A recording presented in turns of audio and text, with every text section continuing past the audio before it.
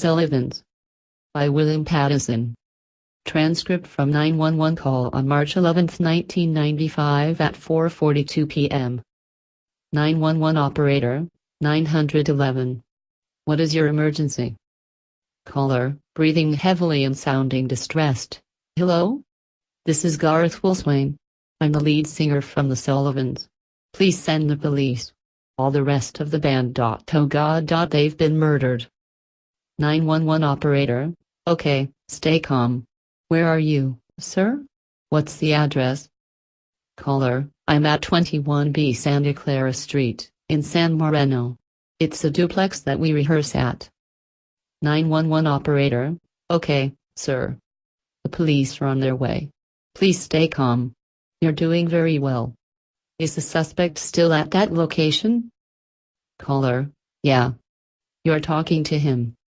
4 days earlier, Garth parked his red Ford Ranger truck in front of the duplex at 21 Santa Clara Street. The duplex was owned by the older sister of his girlfriend, Meredith, who was sitting next to him. Meredith was the piano player for the acoustic rock band, the Sullivans. Her older sister, Angela, was the drummer and the manager of the band, at least she had been since the death of her father, Bo Sullivan, 2.5 years ago. The old man had died from lung cancer, as well as liver and kidney failure. Bo Sullivan had been a living train wreck. He had been a chain smoker as well as a heavy drinker. There had been many a concert where Bo would be stumbling drunk and hacking up the lyrics to the songs. But honestly, that had been one of the things that put butts in the seats at their concerts. For some reason, people find a person who is obviously self-destructing entertaining. Garth never understood why, but it wasn't his job to understand. That was what Angela constantly reminded him. Garth had started out as a technician for the band. That was how he met Meredith. People don't realize that it is a real trick to pick up and amplify the sound of acoustic instruments. Garth had become very adept really fast at doing this, thankfully, because he had to make sure that in concert venues that seated over 1,000 people, which had been the standard audience for one of their concerts, everyone would be able to hear the music clearly. It was after Bo's health started to fail that Garth started playing stand-in for the lead singer. That was thanks to Meredith letting it out that Garth knew all of Bo's songs by heart and had a very similar singing voice. It had turned out that it had been both a blessing and a curse for Garth. It was a blessing because the band had Garth to stand in for Bo, and thus, if Bo couldn't perform, the concert could still go on. It became a curse after Bo kicked the bucket. The band continued. Shit, they even did a new album dedicated to Bo, with all new songs. The thing was, the fans didn't warm up to Garth as the full-time lead singer, and ticket sales started to wane.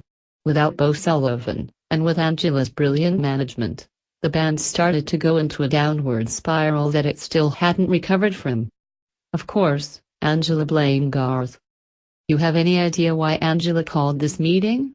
Garth asked Meredith after he came around and opened the door to the truck for her.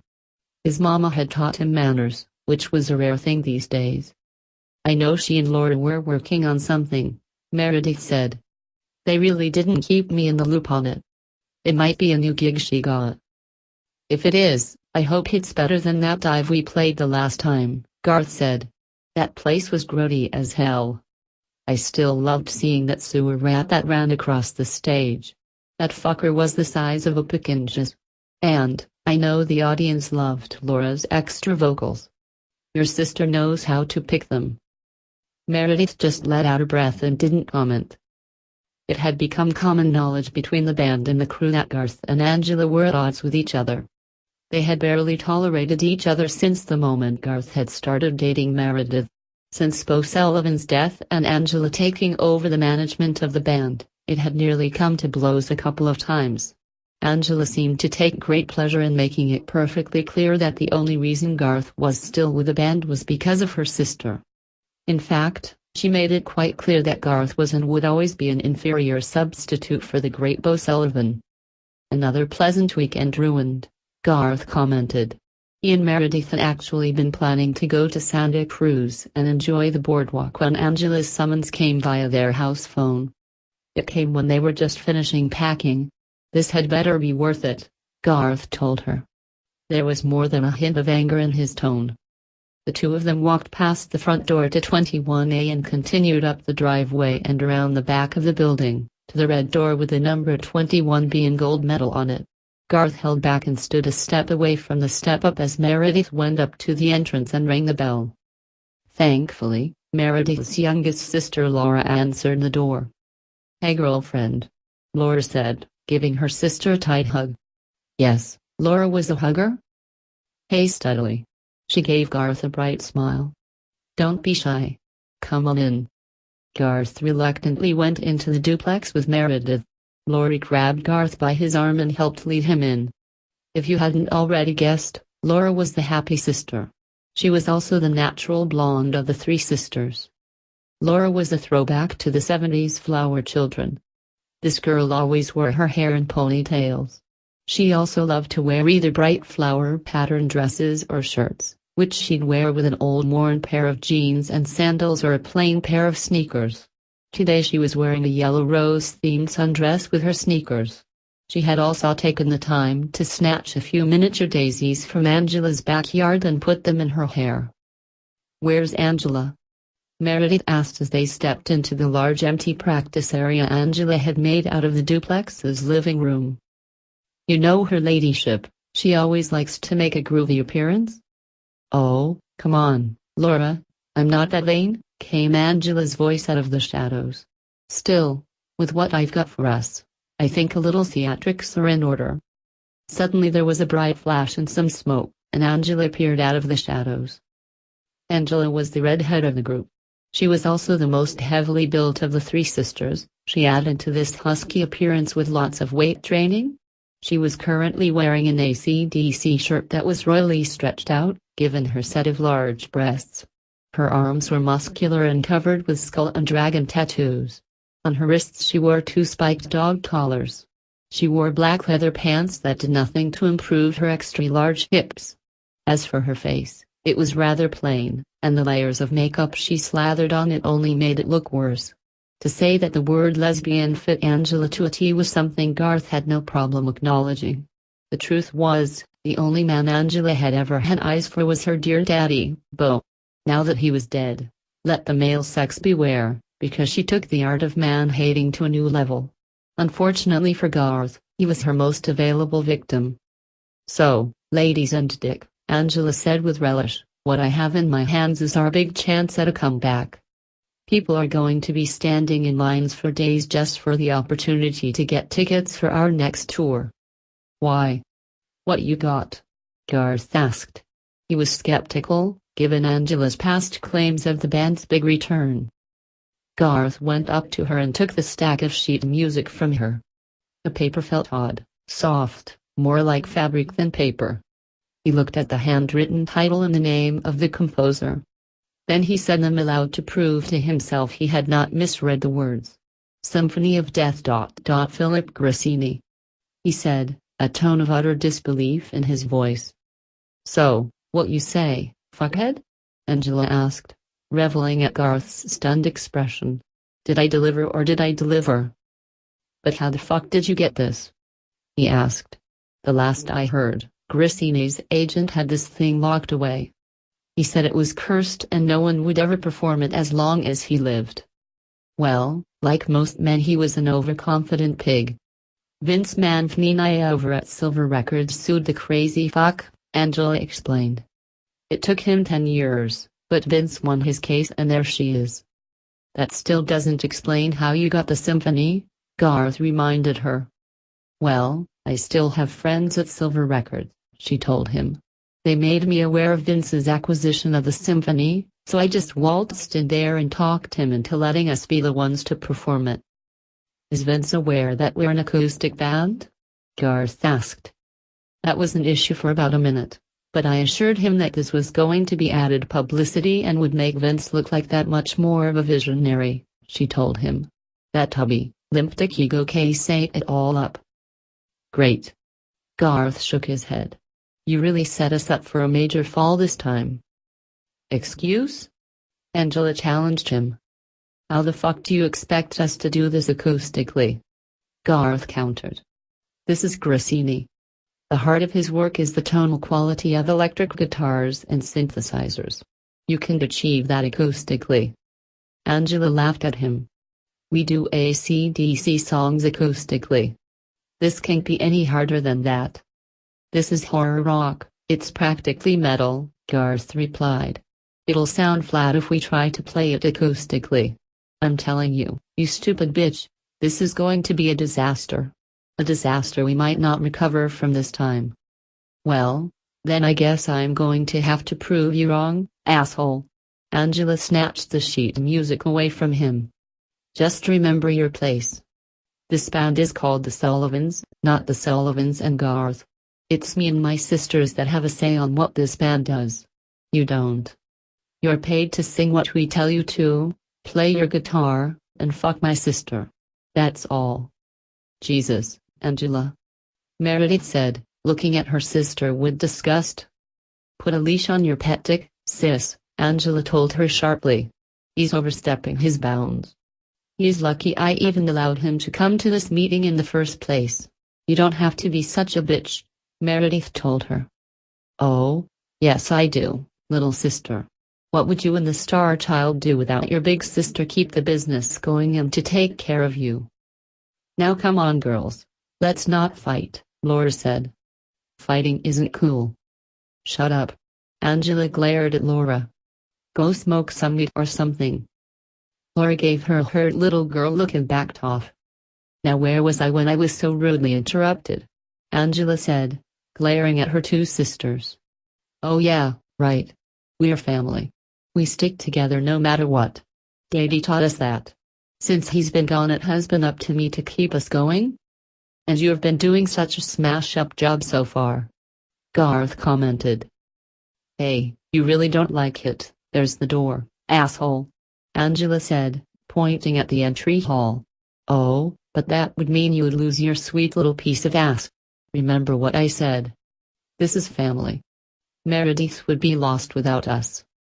Garth looked over at Meredith and was disturbed by the helpless look in her eyes. Would she actually drop him if it came to a choice between him and her family? Just remember, Dick, I'm queen twat in this operation, Angela said, with a sarcastic smile on her face. I've made copies of the symphony for all of you to take home and study.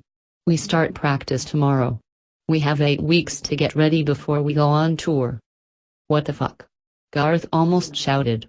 We can't be ready in that short a time. That's what I promised Silver Records, and that's what we're going to do. Now grab your sheet music and fuck off. I expect you and my sister back here by 8 a.m. Don't be late. Just remember, I can find a replacement for you faster than you can snap your fingers. I bet there are a lot of out-of-work guitar players who would die to be a part of playing the Symphony of Death. Garth woke to the feeling of drops of water hitting his forehead. He opened his eyes and looked around. Somehow he had been moved from his bed to someplace outside. It was too dark for him to really see his surroundings. All he knew was that he was lying in mud. Then lightning flashed and he saw the forest of gravestones that surrounded him. What the fuck? His mind shouted at him. He was in a cemetery somewhere. What the fuck was going on? Was this someone's sick idea of a joke? The lightning struck again, and he glanced at the name on the gravestone next to him. It read Bo Sullivan. Why the hell would anyone kidnap him from his bed and drop him at Bo Sullivan's grave? This was insane. It was at that moment that he heard a scratching sound coming from somewhere close by. He quickly got up and looked down at where the sound was coming from. To his surprise, it was from Bo's grave. His eyes had started to adjust, but he couldn't believe what he was seeing. Gray-skinned, leathery-looking fingers were pushing their way out of the mud. Soon the rest of the hands emerged. The skin on the top of the hands was ripped open and Garth could see the yellowish-brown bones beneath. Garth was completely paralyzed, though every part of his body screamed at him to turn and run. His eyes were locked on this macabre resurrection that was happening before his eyes. Soon full arms, head, and shoulders emerged. To Garth's surprise, The black wig of shoulder-length hair that Bo had been forced to wear because chemo and radiation had left him bald was still attached to his former mentor's head, though it was covered in mud and had worms wriggling in it. Thankfully, the wig covered Bo's face. Garth was definitely not looking forward to seeing it after Bo had been dead 2.5 years. But then the figure that had once been Bo Sullivan, which was now halfway out of his grave, looked up at him with boiled fish-like eyes and opened its skeletal mouth. From that rotted maw came a harsh rasp. Garth. That was it. Suddenly Garth had control of his limbs again. He took off through the rows of gravestones without an idea of where he was going. It was enough that he was away from that nightmare. He ran for a while, and was confident that he had left the reanimated corpse far behind him. But then a figure shambled its way out from behind a tall pillar-like gravestone. Lightning flashed again, and Garth caught an eyeful of mangled, rotten, and mud-covered reanimated corpse standing in front of him. But how? His mind screamed. But how? The corpse of Bo Sullivan, whose face was only partially covered in grey leathery skin, gave Garth a stern look. "Are you done pussying out?" the corpse said in a gravelly hiss. "We got important things to talk about, boy." "About what?" Garth managed to say. He was surprised he could get a word out. "You know what," Bo said, crossing his bony arms across his muddy black shirt, which had an Indian and wolf illustration on it. It had been Laura's idea to bury him in that because she always thought of him as a wolf spirit. "Angela has bit off more than she can chew, and I need you to help me fix the situation." "I don't understand," Garth told him. It was true. His mind was having trouble registering anything at the moment. That fucking Symphony she convinced Manfnina into letting her have. There are people in very low places who are not pleased right now. They sent me to stop Angela and my girls from fucking with it. To do that, I need you to man up and be the man of this band. Then the corpse of Bo Sullivan grabbed Garth by the face.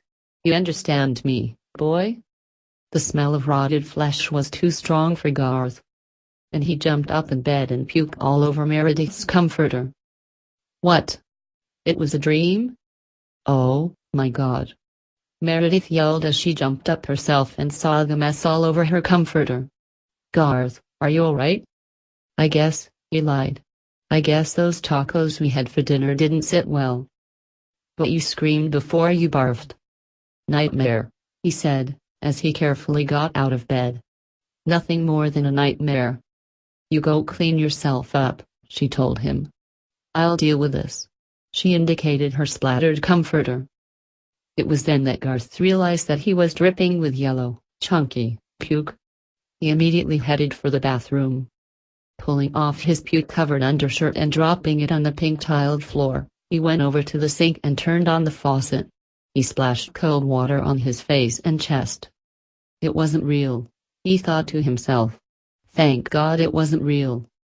But then he looked up into his reflection in the mirror and saw Bo's corpse standing behind him.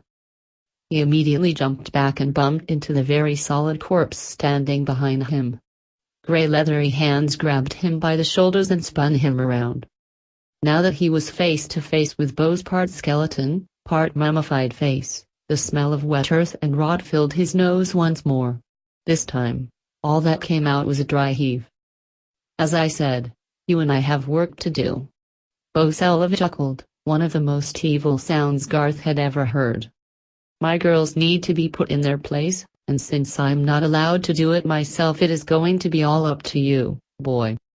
Then Bo let go of Garth, and started to literally mold itself onto the bathroom wall and disappear, to Garth's great astonishment. The last thing he heard before the last bits of Bo dissolved into the wall was, "Don't worry, boy. I'm never going to be too far away. I'm gonna keep my eyes on you." "Are you alright?" Meredith asked from the doorway. Garth nearly jumped out of his skin. "Fuck!" he screamed. "Oh, baby, what is it?" she cried, rushing into the bathroom and hugging him. He knew he was shaking, and she could feel it. "What is it?" she asked again. "Nothing." He pushed her away. "It's nothing. Can we just get back to bed? It's all I'd need for your sister to see me tired." Okay, Meredith said, looking at him with concern. I just wish you'd tell me something. Meredith left her comforter piled in the corner next to the bed. For the rest of the night, she and Garth slept with only the sheets for covering. Day 2. This is the Symphony of Death. Garth yelled out, holding his fist in the air and shaking it. All of you in attendance, kneel in fear and wonder at the greatness of death.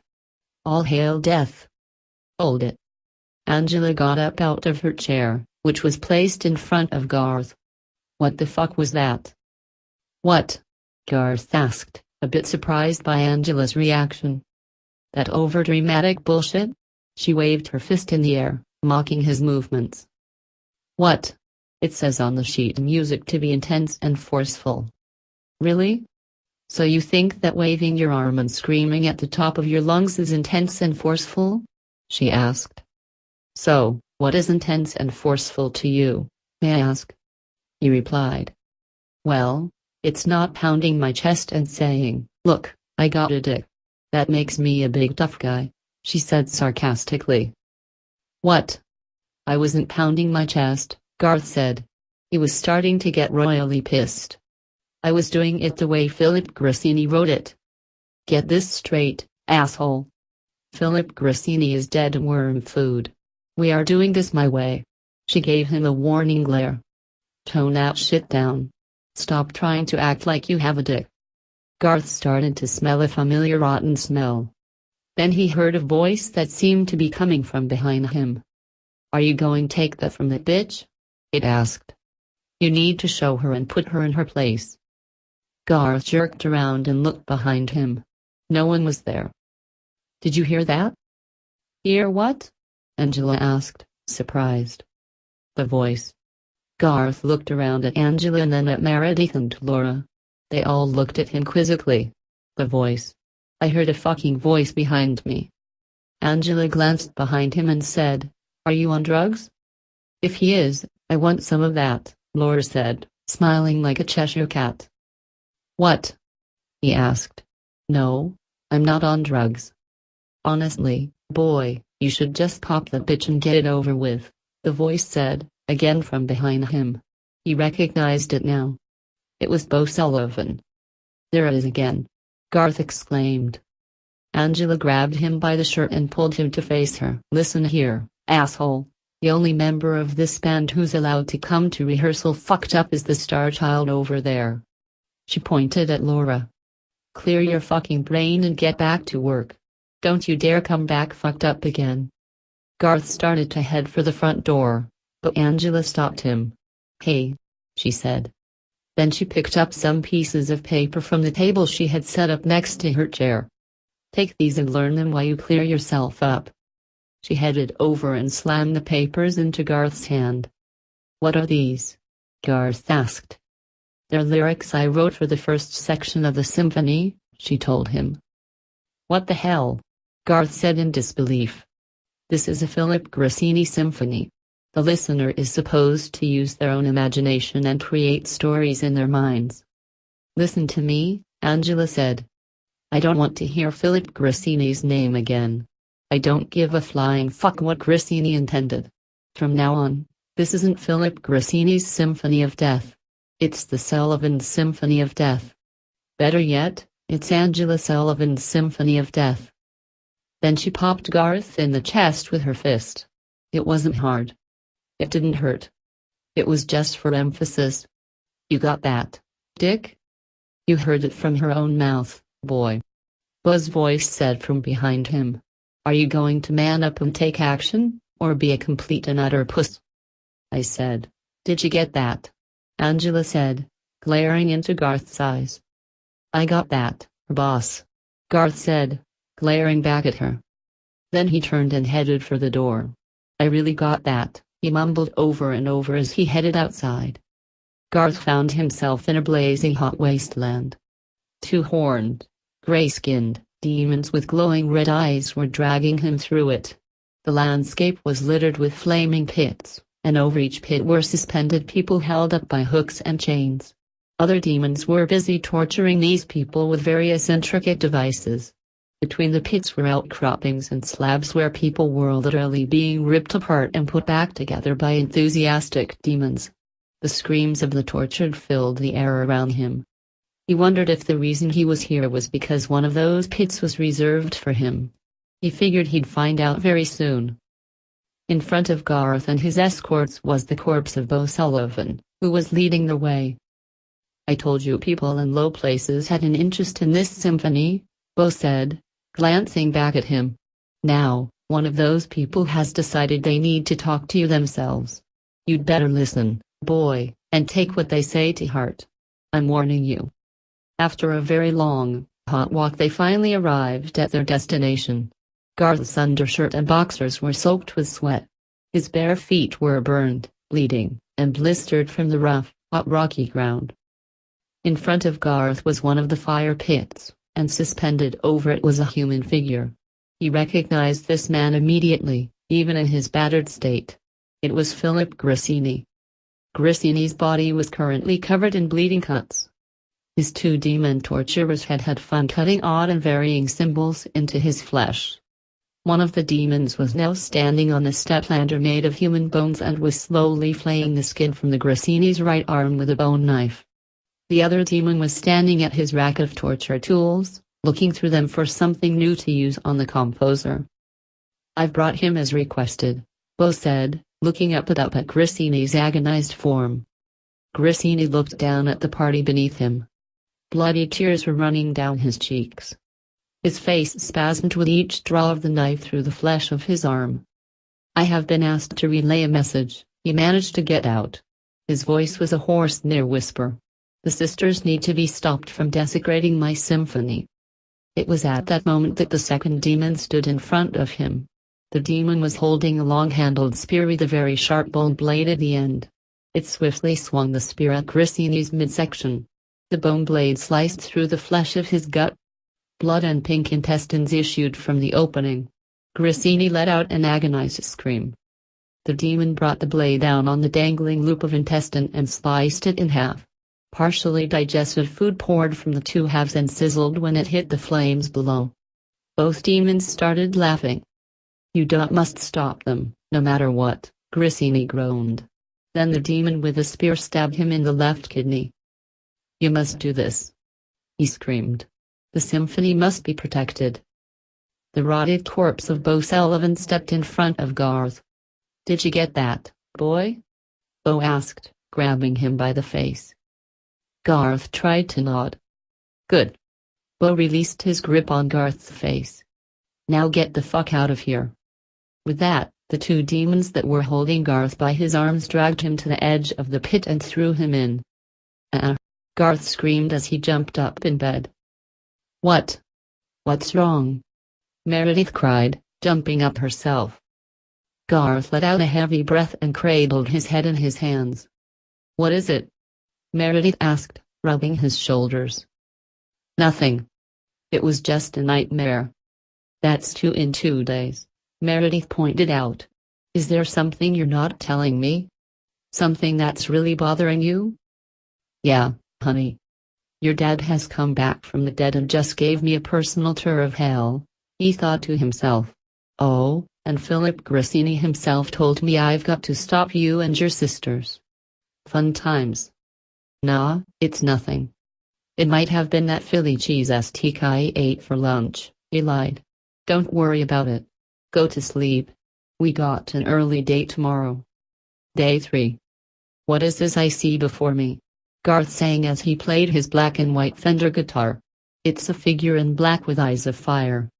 I turn around and start to run. It yells to me that I'm the chosen one. Oh, God, please help me." Then suddenly he stopped playing and looked over at Angela with complete disgust. "What the fuck?" he exclaimed. Angela looked over at him, shook her head, and let out a frustrated sigh. "Okay, what's got your balls in a knot now?" "Excuse me?" he asked, looking at her with surprise. "What you think's got me flabbergasted? It's not bad enough you are butchering a man's greatest work. Now you are rewriting Black Sabbath and trying to jam its lyrics in here. Fuck, bitch, the lyrics don't even match up with the music. What's next?" You gonna throw in Highway to Hell in the next part of the symphony? Garth snatched up the sheet of music Angela had handed him earlier and started looking through it. What the fuck? He yelled out when he confirmed his suspicion. What the fuck you thinking? You can't just rewrite classic rock songs and just throw them in here. Angela got up out of her chair and stood with her hands on her hips, with a tight-lipped sneer on her face. Haven't you ever heard of a homage? You're just not getting it, asshole. I run this band. I can do whatever the fuck I want. The lyrics don't fit the music, he repeated angrily. Then we'll change the music to fit the lyrics, she answered matter-of-factly. You can do that. You're still not getting it? She glared at him. I can do what I want. You have no say, and my sisters will back me up 100%. Aren't you going to say anything? Garth asked, looking at the other two girls for assistance. Sorry, steadily, Laura said. I don't get involved in all this negativity and drama. I like calm and peacefulness. Meredith? Garth pleaded. Meredith, come on. Stand up to her. You can't let her rule your life. Damn it, Garth, it's just a piece of music. It's not worth all the fighting you're doing. Get over it and let it go, she told him, though she couldn't look him in the face. I can't believe you're saying this, he said with a look of complete and utter shock on his face. I'm just tired of all the fighting, Meredith told him. Now she was glaring at him. There are more important things for you to think about than some dusty old symphony written by a dead man. Philip Grissini's dead. I doubt he gives a damn what happens to that damn symphony. What you need to worry about is, if you get fired, how we are going to be together. Or doesn't that matter anymore? It seems like it doesn't, the way you're acting. You see, dickhead, I've got all the support, Angela gloated. Meredith knows who butters her bread. You think if I fire you she will go with you? Don't think so. We're her family. Get a fucking clue. Oh, I'm clear on that, he said, looking over at Meredith. She was standing next to Laura, looking down at the floor and shaking her head. I'm really clear on it now. Good, Angela said in a superior tone. Now get the fuck out of my sight. You're done for the day. Take those pages home and be ready to perform the first 3 sections. You're on notice from this moment on. If you open your mouth to complain one more time you're out of here. So, if you really want to be with my sister you will kiss my ass and sing what I give you. She smiled at this. It wasn't pleasant. I'm betting you won't last long. I'm going to enjoy watching you be my bitch. She looked over at her sisters and her smile broadened. Garth held his anger, which was one of the hardest things he'd had to do to date. Even walking barefoot in hell was a piece of cake in comparison. All he wanted to do was to rip that arrogant bitch's head off, but he knew now wasn't the time. After putting his fender back in its case, he headed out the door without looking back. He could hear Angela snickering the entire time. Enjoy your victory, he thought to himself. It will be short-lived. The corpse of Bo Sullivan was waiting for him outside. Bo had his skeletal hands on hip bones that were jutting through his rotted and torn jeans. Are you ready to man up now? Bo asked, his widened, dead fish eyes boring into Garth's. Yeah, I am, Garth said in a monotone. Good, the corpse said. Well, let's get going, boy. We got some shopping to do. The day of. Angela got up in Garth's face. Got nothing to say, asshole? What? You got no balls. I got something to say. He glared back at her. I really got something to say. He grabbed one of Angela's drumsticks away from her and jammed it into her left eye. Blood started to ooze from the socket and down Angela's cheek. Fuck you. He yelled in her face. Good, Angela said, smiling at him, but it wasn't in her voice. It was the voice of Bo Sullivan. I think you're ready, boy. Garth jumped up in bed. It had been another fucking dream. Another nightmare? Meredith asked sleepily from beside him. You really need to see someone about that. Nah. Garth said, rubbing the sleep from his eyes. It really wasn't that bad this time. It seemed bad enough to me. She sat up in bed and gave him a concerned look. Yeah, wouldn't your sister love that if she knew I was losing my nut? He muttered. It would be just another excuse to fire me. Can we not talk about Angela right now? Meredith asked. Why not? Garth asked back. That's going to be the big thing for today. If I'm to bow down to her or not. Well, here is my answer. I'll do anything I need to keep us together. Even if it means letting your sister cut my balls off. I'm sorry about yesterday, she told him. It's just all the fighting. Garth looked at her and suddenly a burst of anger hit him. Yeah, you're sorry, he thought, but it still doesn't make up for you throwing me under the bus yesterday. Well, you don't have to worry about that today, he told her. Today's gonna be different. He gave her a reassuring smile. I promise. As always, Laura met them at the door and let them in. You ready to Her Majesty, steadily? Laura asked. Today she was wearing a white t-shirt with red roses on the front of it. Around her head she was wearing a matching red rose bandana. She was also wearing faded jeans with peace patches sewn on the knees, along with a plain pair of white sandals. I promise you she'll just die when she hears it, he said, giving Laura a casual smile. That's what I like to see, brother. She smiled and led him and Meredith into the living room. Peace and happiness. Don't count your chickens, sis, Angela said from a chair in front of her drums. Junkless still has to impress me. Angela got up and approached Garth with an unpleasant smile on her overly made-up face. A strong smell of sandalwood swirled around her like a fog. The bitch had doused herself in the sandalwood aftershave her father had always worn. A less than subtle reminder that she is in charge? He guessed. Whatever. The bitch had issues. So, did you do your homework like I requested, little boy? She asked. Yes, he did. Meredith said. He was practicing from the moment I got home until we went to bed. I wasn't asking you, Angela said, giving her sister a sharp look. I was asking your pedic. Jesus, Angela, you don't have to rub it in like that, Meredith countered. Oh, come on, sis, Angela said overdramatically. You got to let me enjoy my victory. I've been waiting for this for a very long time. Finally, this asshole is gonna have to clam up and fly straight. I got him by the balls. She gave Garth a self-satisfied smirk. Come on, pull out your instrument and show me what you got. As you want, Garth said, as he opened his guitar case. But instead of his Fender, he pulled out a long-handled axe. What the fuck is that? Angela asked, looking at Garth with surprise. It's called comeuppance, baby doll. The corpse of Bo Sullivan walked out of the shadows.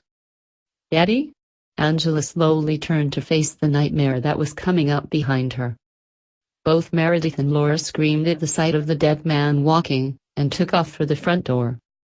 Do it, boy, Bo ordered. Do it now. Garth swung the axe over his head and brought it down on Angela. The blade carved its way into the back of her skull. He pulled the axe blade free and was surprised at how easy it was, given how deeply it had gone in. Angela turned around and looked at him with a shocked look. Tendrils of blood started to flow from her hair lining down her face. We can't get out. He heard Laura scream hysterically as she and Meredith pounded on the front door. It's stuck. Again, boy. The half-mummified form of Bo Sullivan ordered. Again. Garth brought the axe down again, and this time he split her head right down the middle. The two halves of Angela Sullivan's head flopped to either side. After that, Garth didn't need any more encouragement. He just kept chopping. He was stuck in automatic. Chop that bitch, boy, Bo said, cackling with amusement at the gore show presented before him. We're gonna have minced bitch pie for supper. Blood sprayed in Garth's face, and chopped guts and limbs littered the floor. A large puddle of blood mixed with other bodily fluids encircled Angela's ravaged remains. Garth was no longer in his body. He was actually floating over the horrendous scene, helpless to stop the blood-soaked thing that had once been his vessel. He looked over at Meredith and Laura. Both girls were crying and pounding on the front door. He wanted to scream at them, but he had no voice. He had no control at all. All he could do was float above his body and watch. Then his body charged at Meredith and Laura. No. His mind screamed. Meredith saw him coming and jumped out of the way, but for Laura it was too late. She held her arms up protectively and screamed as Garth brought the axe down on her, but it was no use. The axe hit her between her right shoulder and neck and cut a deep groove into her flesh, shattering her collarbone. Blood sprayed from the wound and hit Meredith in her face and down her front. She cried out hysterically and tried to wipe the sticky red substance off of her, but she was soaked in it. She wanted to run, but she was frozen in place, watching her boyfriend butcher her sister. Laura slid to the floor and let out a gurgling cry, but it was halted when Garth swung his axe horizontally and chopped off her head. The force of the hit was so much that the head hit the floor and rolled for 10 feet. After that, Garth just kept chopping like a man possessed, which was what he was. Floating above the scene, Garth's consciousness begged God for help. He pleaded to his heavenly Father to free him and to end this nightmare. After a few minutes he found himself floating down into his body, but that wasn't until after he had completely chopped Laura into pieces. Tears started to roll from Garth's blood-soaked face. He lowered the axe head to the floor and used it to hold up his exhausted and hurting body. His arms were throbbing with pain. He was breathing heavily and his heart was pounding in his chest. Beautiful. The horror that had once been Bo Sullivan said with pleasure, clapping his bony hands together. Beautiful. I didn't know you had it in you, boy. I have to say, you're a far better butcher than a singer. Then Bo cackled like a witch. But no time for a break, boy. You got one more bitch to chop. Garth looked at his tormentor with pure hatred. No. He managed to get out. Bo looked at Garth with surprise. No? What do you mean, no? He asked. This bitch is your prize. Think about it, boy. Here she says she loves you so much, but when the time came for her to prove it, what did she do? Come on, boy, use that bean in your noggin. She chose that dyke bitch over you. It's the way it's always been. You have always been the third wheel in her life. Don't listen to him. Meredith yelled. Listen to yourself, Bo prodded him. You know it's true. Shut up. He screamed, looking from one to the other. His head was pounding in his skull with his fist and his anger started to grow. It had started the moment Meredith had opened her mouth. Garth's mind was flooded with memories. He saw it all. He saw how Meredith had always let Angela get away with her crap. Even when she had defended him, she had always pulled back the moment her big sister spoke. It had been that way even before Angela had taken control of the band. Garth looked over at Meredith and glared at her. He slowly started to walk toward her, the axe dragging behind him with each labored step. Meredith started to slowly back away, her hands up in front of her. Unfortunately, she knew it was a futile effort. She had no place to go, she was trapped with Garth. I'm sorry. She cried.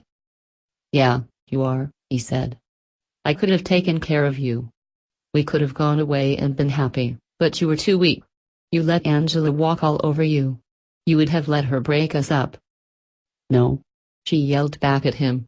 I love you. Bullshit? He spat at her. He swung his free hand and caught her on the side of her face. The impact sent her stumbling backward, and she had hit the wooden floor hard. Garth stumbled up to her and lifted the axe over his head. Garth, no. She screamed up at him. Garth brought the axe down and split the love of his life's head in half. You never were loyal to me. He screamed at her corpse. Her body was still quivering.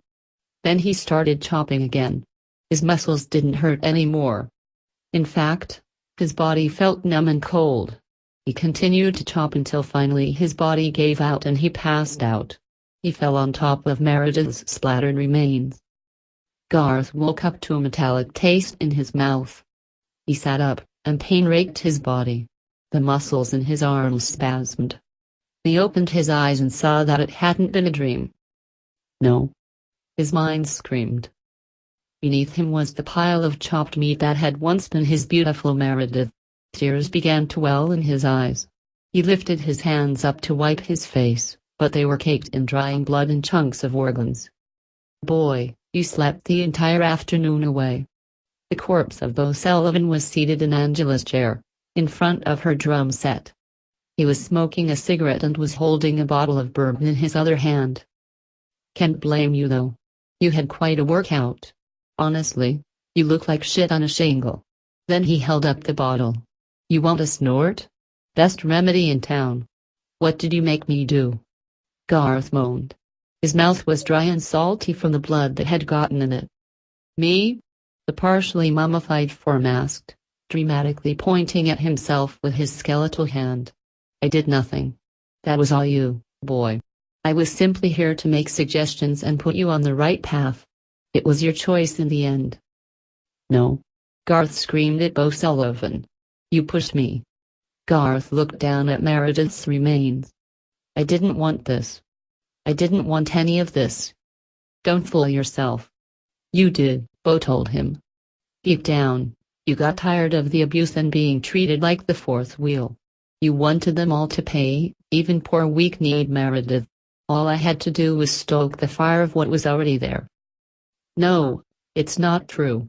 Garth yelled back. Foam and slobber dripped off his chin. Sorry, boy, but it is.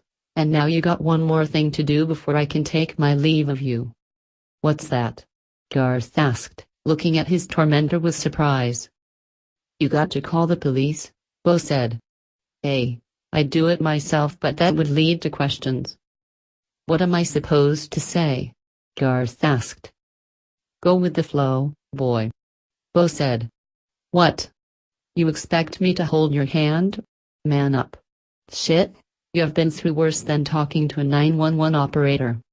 Bo shook his head. Come on, boy.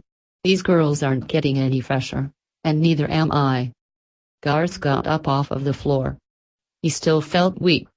He stumbled over to the kitchen area and grabbed the white phone off its receiver on the wall next to the refrigerator. He punched in the emergency number and the ringtone rang on the other end. Finally the ringing stopped and a female voice came on. 911. What is your emergency? She asked. Hello? Garth said into the phone. He was breathing heavily and had to fight to keep from crying. This is Garth Wilswain. I'm the lead singer from the Sullivans. Please send the police. All the rest of the band. Oh God. They've been murdered. Okay, stay calm. Where are you, sir? What's the address? She asked calmly. Garth was surprised at how calm she was, given what he had just said. Garth gave her the address and then added, It's a duplex that we rehearse at. Okay, sir. The police are on their way. Please stay calm. You're doing very well. Is the suspect still at that location? She asked in that professional monotone she had. Was the suspect still at the location? The question rang in his ears. Oh yes, here and he's looking like something out of a fucking horror movie. But all he said was, yeah. You're talking to him. Then he hung up the phone, leaving bloody handprints in his wake. Well, boy, it's been a slice seeing you again, Bo said to him, putting out his cigarette on the arm of Angela's chair. I got to get back down below. I got people to see and things to report. You did a smash-up job, son, and I know Death will be pleased. I'm happy for him, Garth said sarcastically. Hey, why don't you come with me? Bo asked. Think about it, boy. You got nothing up here except life in prison and the chance to be butt-fucked by a tattooed guy named Bubba. And what can I expect down there? Garth asked. He knew the answer. He'd seen what lay in store for him in hell. Boy, you're the man of the hour. You saved Death's symphony. The great harvest will happen, thanks to you, Bo told him. Death will expect you to be treated with kid gloves. Hell is your oyster, son. But how can I come with you? Garth asked. Your boarding pass is right there, lying next to that pile of stew meat you called a girlfriend. Bo pointed at the axe. But, as always, it's your choice. Garth stumbled back over to Meredith's body and picked up the axe. There was only one way he could do this, and he hoped he didn't fuck it up. He positioned the axe in front of his face with both hands, holding it tightly up to him. The blade was touching the tip of his nose. Then he fell forward and landed face first on the floor. He had worried that the impact wouldn't be hard enough to cause the axe blade to break through the bone, but thankfully it did. The blade went through and buried itself halfway through his brain. If he had been able to think at that moment, he would have wondered if Bo had helped a little. So with his blood and brains mixing with those of his true love, Garth Wilson died on the floor of 21B Santa Clara Street. "This is insane," Officer Robert Monroe said as he escorted Hank Heitman, a blonde-haired, beer-gutted detective wearing a tan trench coat with a wrinkled gray suit and burgundy tie, into the crime scene. "When me and my partner Sam got here, we found the front door unlocked and nothing barring the side door as well. It doesn't make sense." "Murder never truly makes sense, Officer," Hank Heitman said. "Murder is about passions and emotions." "Still, why would they all stay in the place and be butchered?" Monroe asked. "Man, I've seen a lot of shit in my life, but nothing like this. This guy must have really been pissed at his bandmates. We're gonna need buckets to get them out of here." "As I said, passion." The detective glanced around at the 3 piles of mangled remains. "Hey, we found a complete head," another officer said from across the room, pointing down at the head of a blonde girl, which had a flower-patterned bandana on it. "Tag it and leave it for the coroner," Heitman ordered. "Here's the sickest thing though," Monroe said as they approached the drum set. Sitting in a chair in front of the drum set was a rotted and partially mummified corpse. "Bo Sullivan," Heitman said aloud to no one in particular. "You know who this is?" Monroe asked, looking at Heitman with surprise. "Indeed I do," Heitman confirmed. "That's the girl's father, Bo Sullivan. I met him backstage at a concert 10 years ago. I was a fan." Monroe shook his head. "Sick fuck. He dug him up and posed him." "He wanted to make it a reunion," Heitman commented. "Can't blame him for that." The next day, the death of the Sullivans was big news. They were the top story on every TV station. According to the press, the world had lost a truly great band. Radio stations all over America played their music in remembrance. And in among the whispering hordes of fans, questions were asked and people started to wonder if the Sullivans had been the latest victims of the curse of the Symphony of Death. They also feared who would be next. As for Garth, Bo Sullivan was right. Death did look kindly upon him.